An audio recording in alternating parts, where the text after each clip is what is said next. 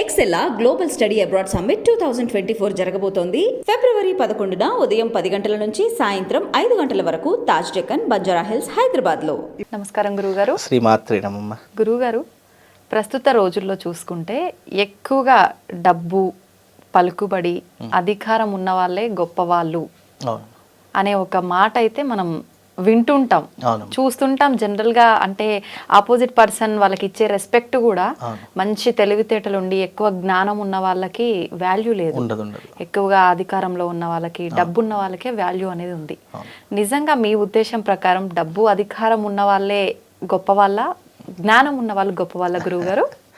తప్పకుండా తెలియజేస్తానమ్మా. ముందుగా ప్రేక్షకులందరికీ శ్రీమాత్రే నమః, శ్రీ గురుభ్యో నమః. జ్ఞానినాంనపి చేతాంసి దేవి భగవతీ హిసా బలాయ కృష్యమోహాయ మహామాయ ప్రయశ్చతి. దీనికి చాణక్యుడు ఒక గొప్ప నీతి వాక్యాన్ని చెప్పాడు. ఈ టైంలో చాణక్యుణ్ణి స్మరించడము చాలా విశేషము. అయితే ఆయన చెప్పినటువంటి వాక్యం ఏంటి అంటే గనక, జ్ఞానవృద్ధ వయోవృద్ధ తపోవృద్ధాస్తదైవచ ఇత్తేతి ధనవృద్ధ్యస్య ద్వారే తిష్టతు కింకరః అనే ఒక గొప్ప నీతి వాక్యాన్ని చెప్పాడు. అర్థమేంటి గురువుగారు? జ్ఞానవృద్ధ వయోవృద్ధ అంటే జ్ఞానవంతుడు, ఎంత చదువుకున్నటువంటి జ్ఞానవంతుడైనా సరే, వయోవృద్ధ అంటే ముసలివాడు, ఎంత చదువుకున్నటువంటి ముసలవాడైనప్పటికీ కూడా, జ్ఞానవృద్ధ వయోవృద్ధ తపోవృద్ధాస్తదైవచ తపస్సంపన్నుడు అంటే, తపస్సంపన్నుడు అంటే బ్రాహ్మడు కావచ్చు, తెలివితేటలు ఉన్నటువంటి వాడు కావచ్చు, ఎన్నో శాస్త్రాలను చదువుకున్నటువంటి వాడు కావచ్చు, త్రికాల సంధ్యాపరుడు కావచ్చు, ఎవరైనా కావచ్చు. ఈ ముగ్గురు కూడా జ్ఞానవృద్ధ వయోవృద్ధ తపోవృద్ధాస్తదైవచ ఇత్తేతి ధనవృద్ధస్య ద్వారే తిష్టతు కింకరః.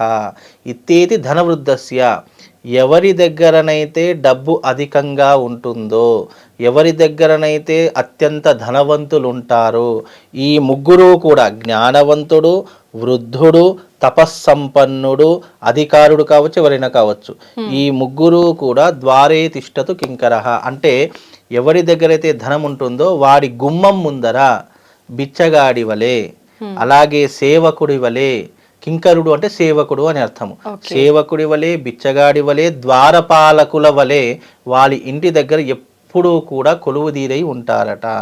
అందుకే ఈ కలియుగంలో ధనమున్నటువంటి వాడే గొప్పవాడు అని చెప్పడం జరిగింది. ఇది కలియుగ ధర్మము. అంటే ధర్మం ఎప్పుడూ ఒకే మాట చెప్పదు. ధర్మం మారుతున్నా కొద్దీ, కాలం మారుతున్నా కొద్దీ, ఆచారాలు మారుతున్నా కొద్దీ ధర్మం కూడా మారిపోతూ ఉంటుంది.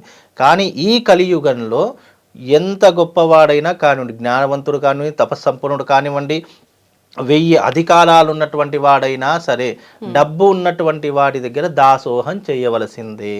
అందుకే ఈ కలియుగంలో ఎవరి దగ్గరనైతే డబ్బు ఉంటుందో వాడే గొప్పవాడు. ఇక వాడికి మించినటువంటి యూనివర్సల్ గొప్పవాడు ఇక ఎవ్వడు లేడు. ఇది ప్రతి ఒక్కరు అంటే దీనిని ఏ రకంగా అర్థం చేసుకోవాలి? నచ్చినట్టుగా ఆచార సాంప్రదాయాలు మారిపోతున్నాయి, 100% మారిపోతుంది. ఆ మారిపోతున్న క్రమంలో ఈ విధానాలు కూడా మారిపోయి, ఇప్పుడు ఉదాహరణకు కృతయుగం చేసుకుందాం. కృతయుగంలో మొత్తము మనం ఏ రకంగా భూమి తిరుగుతున్నామో అలాగే దేవుళ్ళు అందరూ తిరిగే వాళ్ళట భూమి మీద. అంటే శివుడు కానీ, పార్వతి కానీ, అమ్మవారు కానివ్వండి, విష్ణుమూర్తి, నారదుడు, గణపతి, వీళ్ళందరూ కూడా అప్పుడు మనలాగే తిరిగేవాళ్ళు. అప్పుడు దేనికి గొప్పతనం ఉండేది అంటే ధర్మానికి గొప్పతనం ఉండేది. ధర్మం ఎవరైతే పాటిస్తున్నాడో వాడే గొప్పవాడు. ధర్మాచరణ పాటిస్తున్నటువంటి త్రేతాయుగులు గొప్పవాడు. త్రేతాయుగంతో ధర్మం తప్పిపోయింది, అయిపోయింది, అక్కడితో అయిపోయింది. తర్వాత త్రేతాయుగం, అదే కృతయుగం అయిపోయింది, త్రేతాయుగం వచ్చింది. అంటే రాముడు ఉన్నటువంటి కాలము. రాముడు ఉన్నటువంటి కాలంలో ఏంటి, ధర్మ పరిపాలన చేస్తున్నటువంటి, అంటే కృతయుగం ఏమని చెప్పింది, ధర్మపాలన చేయమని చెప్పింది. ఆ ధర్మపాలన ఎవరు, త్రేతాయుగంలో రాముడు చేశాడు. అక్కడ ధర్మపాలన చేస్తుండగా రాక్షస జాతి పురుడు పూసుకుంది. అంటే అధర్మం పురుడు పోసుకున్నటువంటి సమయము త్రేతాయుగము. రావణాసురుడు అనేటటువంటి అసురుడు జన్మించాడు కాబట్టి అది రావణాసురుడు ఇక్కడ అధర్ముడము అని కాదు, రాముడి కంటే గొప్పవాడు. అంటే రాముడి కంటే ఒక 10,000 సంవత్సరాల ముందు పుట్టినటువంటి వాడు రావణాసురుడు. ఆ రావణాసుడు బ్రాహ్మణ జాతిలో పుట్టినటువంటి గొప్ప దైవాంశ సంభూతుడు అని చెప్పుకోవచ్చు, గొప్ప జ్ఞానవంతుడు. ఇప్పుడు నేను చెప్పాను కదా ఈ శ్లోకము, జ్ఞానవృద్ధ వయోవృద్ధ తపోవృద్ధ తదైవచ ఇత్యేది ధనవృద్ధస్య ద్వారే తిష్టతు కింకరః. జ్ఞానములో కానీ ధర్మములో కానీ వృద్ధాప్యం గొప్పనైనటువంటి వాడు రావణాసురుడు. కానీ రావణాసురుడు రాక్షస జాతిలో జన్మించడం అనేటటువంటిది, స్త్రీని వ్యామోహించడం అనేటటువంటిది, రాక్షస జాతి పురుడు పోసుకున్నది అనేటటువంటి విషయంలో ఇక్కడ ఏమైంది, అధర్మ మార్గంలో వెళ్ళాడు. కాబట్టి అక్కడ ధర్మం అనేటటువంటిది ఆ యుగానికి అది ఒక గొప్ప మోక్ష మార్గము. తర్వాత వచ్చినటువంటి కాలము కృతయుగం అయిపోయింది, త్రేతాయుగమైంది, ద్వాపర యుగం ప్రారంభమైంది. ద్వాపర యుగంలో ఇక అన్ని ధర్మము అధర్మము రెండు కూడా యుద్ధాలు చేసుకోవడం మొదలయ్యింది. అక్కడ ఏంటి, యుక్తి అనేటటువంటిది ముఖ్యము, అంటే తెలివి అనేటటువంటిది ఈ ద్వాపర యుగంలో చాలా ముఖ్యము. అక్కడ యుక్తి ద్వారా అలాగే ఆలోచన విధానం ద్వారా ద్వాపర యుగం అంతా గడిచిపోయింది. కలియుగం ఏంటి, డబ్బుతో నడుస్తున్నటువంటి యంత్రాంగ జీవితము, డబ్బు ఎవరి దగ్గర ఉంటే వాళ్లే గొప్ప అనేటటువంటి విధానము కలియుగంలో ప్రారంభమైంది. ఇక్కడ ధర్మము లేదు, అధర్మము లేదు, నీతి లేదు, న్యాయం లేదు, ఏమీ లేదు. డబ్బు ఉంటేనే ప్రపంచము, డబ్బు లేకపోతే ఎవరు కూడా ఎవరి మాట వినరు. అది సొంత అన్నదమ్ములైనా సరే, కుటుంబ సభ్యులైనా సరే, పరాయి వాళ్ళైనా సరే, ఎవరైనా సరే. కలియుగంలో శాసించేది, నడిపించేది, ఎవరినైనా అధికారంతో చలాయించేది డబ్బు మాత్రమే. డబ్బుంటేనే ప్రపంచము, డబ్బు లేకపోతే జీవితం వ్యర్థము అనుకునేటటువంటి యుగము కలియుగం. అందుకే కలియుగంలో డబ్బే గొప్పది. ఇది ఎవరైనా తిట్టుకున్నా సరే, లేదంటే నన్ను విమర్శించిన ధర్మం ఏం చెప్పింది అంటే, ఒక్కొక్క యుగానికి ఒక్కొక్క ధర్మం అనేటటువంటి ఆచరణలోకి వచ్చింది. కలియుగంలో డబ్బే ప్రతిదీ శాసిస్తుంది, డబ్బే అందరినీ నడిపిస్తుంది. కాబట్టి ఈ కలియుగంలో డబ్బు ఉన్నటువంటి వాడి గొప్పవాడు అని చెప్పారు. అందుకే మీరు ఉదాహరణకు చూడండి, ఒక ఐఏఎస్ కానివ్వండి, ఐపీఎస్ కానివ్వండి, ఎంత చదువుకున్నటువంటి జ్ఞానవంతుడైనా సరే ఒక ధనవంతుడి దగ్గర కాపలా ఉండవలసిందే. ఇప్పుడే మీరు ఏ యుగంలో చూసుకున్నా అంటే ధనవంతుడి దగ్గర వీళ్ళందరూ కూడా వాళ్ళ యొక్క కాపలా ఉండాలి, వాళ్ళను సంరక్షణగా చూసుకోవాలి, వాళ్ళకు ఒక బాడీ గార్డ్ లాగా ఉండాలి. ఇదే జీవితం నడుస్తుంది. వృద్ధుడు అంటే ముసలివాడైనా సరే, యుక్త వయసులో ఉన్నటువంటి వాడైనా సరే, ఎవరైనా సరే, అక్కడ ఒక ధనవంతుడు అయ్యో వృద్ధాప్యుడు కదా, ముసలివాడు కదా అని చెప్పేసి జాలి చూపించరు. ఎవరైనా సరే, ఈ ముసలివాడైనా సరే, జ్ఞానవంతుడైనా సరే, వాళ్ళ ఇంటి దగ్గర నిలబడాల్సిందే. అలాగే తపస్సంపన్నుడు అంటే జ్ఞానం ఎంత ఉన్నప్పటికీ కూడా, 4 వేదాలు చదువుకున్నప్పటికీ కూడా, ఎన్నో శాస్త్రాలు తెలిసినప్పటికీ కూడా, ఎంత మంచి చేద్దామని తెలుసుకున్నటువంటి వాడైనా సరే, అవన్నీ కూడా ధనం ముందర అవన్నీ కూడా దిగదుడిపే. కాబట్టి ఈ కలియుగంలో డబ్బున్నటువంటి వాడిదే ప్రపంచము, డబ్బున్నటువంటి వాడు చెప్పిందే నీతి, న్యాయం, ధర్మం. ఉదాహరణకు చూడండి, ఒక శాస్త్రజ్ఞుడు ఉన్నాడు, అంటే ఒక మంచి శాస్త్రం తెలిసినటువంటి వేదమూర్తులు ఎంతోమంది ఉన్నారు. వాళ్ళు చెప్పేటటువంటి నీతి వాక్యాలు కానివ్వండి, ధర్మపాలన కానివ్వండి, ధర్మం కానివ్వండి, ఈ రకంగా ఉంటే మన మానవ జీవితం వృద్ధిలోకి వస్తుంది అని చెప్పేటటువంటి విధానం ఒకవైపు పెట్టి, డబ్బున్నటువంటి వాడు ఇక ప్రపంచంలో అత్యంత ధనవంతుడు డబ్బున్నటువంటి వాడి యొక్క సభ ఒకవైపు పెట్టారనుకోండి, ఈ సభలో ఎవ్వరు ఉండరు, అందరు ఈ సభలోనే ఉంటారు. అక్కడ జ్ఞానం ఎవ్వరికీ అవసరం లేదు. డబ్బు అంటే జ్ఞానము కానీ భవిష్యత్తులో మనము ఏదైనా నేర్చుకోవాలి, ఒక మంచి వృద్ధిలోకి రావాలి అనేటటువంటి ఆకాశం ఉండదు, అంటే ఆ అవసరం ఉండదు. ఇక్కడ ధనం ఉన్నటువంటి వాడిదే విలువ. కాబట్టి ధనం ఉన్నటువంటి వాడి దగ్గరికి అందరు వెళ్తారు. అందుకే ఈ కలియుగంలో డబ్బే గొప్పది. డబ్బు ఉన్నటువంటి వాడి దగ్గరికి ఇవన్నీ నడుచుకుంటూ వస్తాయి కదా, డబ్బు ఉన్నటువంటి వాడికే అధికారం నడుచుకుంటూ వస్తుంది, డబ్బున్నటువంటి వాడి దగ్గరనే గౌరవం, మర్యాదలు అన్నీ నడుచుకుంటూ వస్తాయి. కనుక కలియుగంలో డబ్బే గొప్పది. ఇది నిజంగా ధర్మ ప్రకారంగా ఎవరైనా నడుద్దామనుకున్నా వీడు మూర్ఖుడు, అవే మాటలు వస్తాయి. ఇప్పుడు ఉదాహరణకి ఇప్పుడు మేము ఏదైనా విషయం చెప్పామనుకోండి, ఫస్ట్ వాళ్ళ మైండ్లో వచ్చేది ఎంత తెలుసా, కమర్షియల్. అయ్యే వీళ్ళు డబ్బు కోసమే చేస్తున్నారు, వీళ్ళకు డబ్బు వస్తే చాలు, వీళ్ళు ఏదైనా చేసేస్తారు, మాయ మాటలు చెప్తారు, ప్రజల్ని మోసం. అందుకు ఈరోజు ఉదయమే నాకు పొద్దున కాల్ వచ్చింది, మీరు ఎంతమందిని మోసం చేస్తున్నారు, ఎంతమంది దగ్గర డబ్బులు దోచుకుంటున్నారు, మీరు కారు బంగ్లాలలో తిరుగుతున్నారు, ఎంతమందిని ఇట్లా మోసం చేసి డబ్బు అంటే ఇవన్నీ ఎందుకు వస్తున్నాయి అంటే, ఇవన్నీ మేము చెప్పడం ద్వారా మనిషి యొక్క మనసులో ఏమవుతుంది అంటే వీళ్ళ స్వలాభం కోసము డబ్బు కోసం చెప్తాను. ఇప్పుడు నేను ఒక జాతకం చెప్పాలన్నా, ఒక అపాయింట్మెంట్ నేను తీసుకోవాలన్నా నా ఛార్జ్ నేను చేస్తాను. ఇప్పుడు చెప్పులు కుట్టేవాడికి వాటి ధర వాడే నిర్ణయిస్తాడు. ఒక షోరూంలో ఉన్నటువంటి వాడు ఒక బట్ట అమ్ముకోవాలంటే వాడి ధర వాడే నిర్ణయిస్తాడు. ఇక్కడ ధర్మం ఎలా అయిపోయింది అంటే ఎవడు సృష్టించినటువంటి దానికి వాడే ధర నిర్ణయిస్తాడు. అలా ఇప్పుడు నేను చెప్తున్నాను నా జ్యోతిష పరిజ్ఞానం ఇంత ఉంది, నా పరిజ్ఞానానికి ఎంత ఉందో నేను అంత తీసుకుంటాను. నాకంటే 100 రూపాయలకు చెప్పేవాడు ఉంటాడు, 50 రూపాయలకు చెప్పేవాడు ఉంటాడు, 200కు చెప్పేవాడు ఉంటాడు, 2 లక్షలకు కూడా చెప్పేవాడు ఉంటారు. ఈ మధ్యకాలంలో ఒక పిల్లవాడు జ్యోతిష్యం చెప్తే మొత్తం మీడియా అంతా కవర్ చేసి ఆయన పేరు తెలియదు, అతడు ఒక జాతకం చెప్పాలి అంటే 2 లక్షల రూపాయలు తీసుకుంటాడట కేవలం ఒక జాతకానికి. అంటే అతని యొక్క జ్ఞానానికి అతను ఎంచుకున్నటువంటి మార్గం 2 లక్షలు. ఇప్పుడు నేను నా జాతకం కోసం నేను ఎంచుకున్న మార్గము నా ఎంత ఉందో నేను అంత తీసుకుంటున్నాను. వాళ్ళకి ఇష్టమైతే వస్తారు, కష్టమైతే రారు. వాళ్ళకి ముందుగానే తెలియజేసి అయ్యా నా ప్రైజ్ ఇంత, మీరు ఇష్టం ఉంటే రండి లేదంటే అని చెప్పినా కూడా వితండవాదంగా మూర్ఖత్వంగా ఎంతమంది అయితే వానికి ఉన్నటువంటి మానసిక పరిస్థితి ఏంటంటే జీవితంలో ఎవరు గొప్పవాళ్ళు కాకూడదు, ఇతను కొంతమందిని మోసం చేస్తున్నాడు. ఇప్పుడు అదే క్వశ్చన్ అనిల్ అంబానీని, ధీరుభాయ్ అంబానీ అడుగుతారా ఎంతమందిని మోసం చేసి ఎన్ని బిల్డింగ్లు కట్టారని? అడగరు. ఎందుకు అంటే వాళ్ళు డబ్బున్నటువంటి వాళ్ళు ఏది చేసినా చెల్లుబాటు అవుతుంది.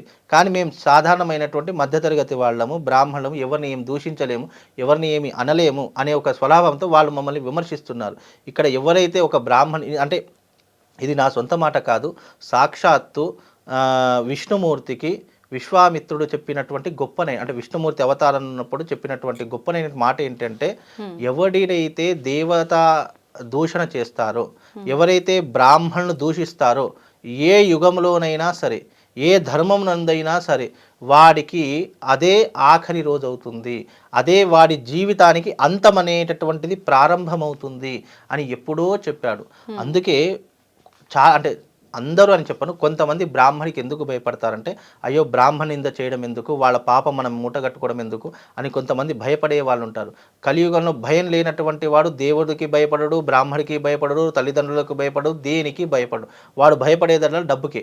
అందుకే డబ్బుకే ప్రతి ఒక్కరు భయపడతారు, డబ్బుకే ప్రతి ఒక్కరు దాసోహం అంటారు. అందుకే కలియుగంలో డబ్బే గొప్పది, డబ్బు ఉంటేనే అన్నీ ఉన్నాయి, డబ్బు లేకపోతే ఏమీ లేదు. అదే నా దగ్గర ఈరోజు కోట్లు ఉన్నాయనుకోండి, నేను ఏది చెప్తే అదే అంటారు, నేను ఏది చెప్తే అయ్యో చాలా బ్రహ్మాండ.